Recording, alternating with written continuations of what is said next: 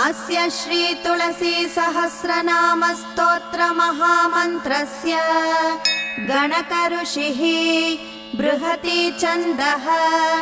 राधा कृष्णो देवता क्रां बीजं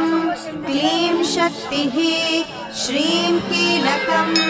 षड्दलाधारादिप्रकाश षट्पद्मसिद्ध्यर्थे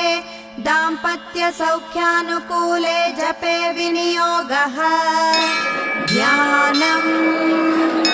श्रीकृष्णं जगतामघोषमनघं ध्यानादिसिद्धिप्रदं गोविन्दं भवसिन्धुपारकरणं मायापहारात्मकं